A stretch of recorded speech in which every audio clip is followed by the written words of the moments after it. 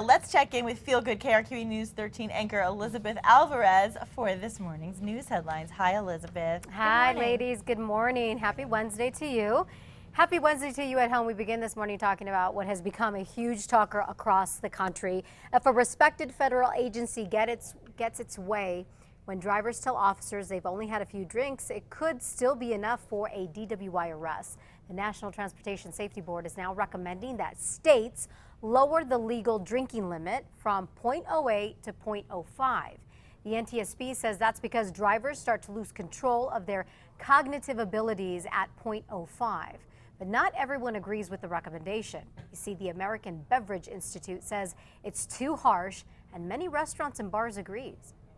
Most people would consider themselves going out to dinner and having a glass or two of wine to be perfectly fine and completely in control of their faculties. This law would say that legally you are not and that you're impaired. So right now the NTSB is just recommending that states change their laws. If the Federal Department of Transportation backs the idea, states could lose money for highways if they don't fall in line. If it happens, of course, we'll keep you posted on what ends up happening. Bernalillo County commissioners passed a temporary fix to a decades-old problem with the jail. Right now, MDC is about 350 inmates over capacity. Last night, commissioners approved part of a proposal that sets aside $613,700 for the next month and a half. It's to ship inmates to other jails in New Mexico and Texas. They also passed a motion which calls for $6.8 million to be set aside for the next fiscal year.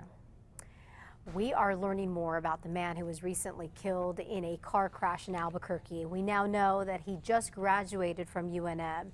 Deputies say the driver who caused the crash, 26-year-old Anthony Chavez, was speeding on Coors when they say he dropped his cell phone and reached down to get it. Deputies say when he looked up, he saw the red light at Pajarito but couldn't stop and hit the car that was being driven by 24-year-old Christian Gurule. Gurule died at the scene. Chavez, who's charged with vehicular homicide, has a long traffic record that includes reckless driving and speeding. Gurule graduated on Saturday with a philosophy degree. His family tells us he planned to become a priest. He was one of us. He didn't wear a habit, didn't get a chance to do that, but he'll always be in our prayers and our hearts. 1 minute someone's here, next minute they're gone, and they don't know how they change people's lives, you know?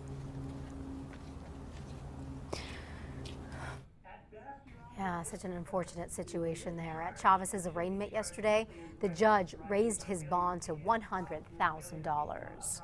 And lastly, this Wednesday morning, things are warming up in the land of enchantment, and the governor's office is warning you about the dangers of leaving kids in hot cars. Since 1998, 9 children in New Mexico have died of heat-related strokes after being left in hot cars. That is what happened to a 2-year-old boy in Albuquerque last August. Authorities say his aunt, Sandra Rodriguez Miramontes, forgot he was in her car and left him outside the daycare where she worked in the vehicle.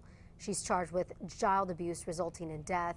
And with temperatures reaching the 80s, cars can now get hot enough to kill a child in just 10 minutes. Don't even try it, I say. A very dangerous situation. It's also not good for your pets.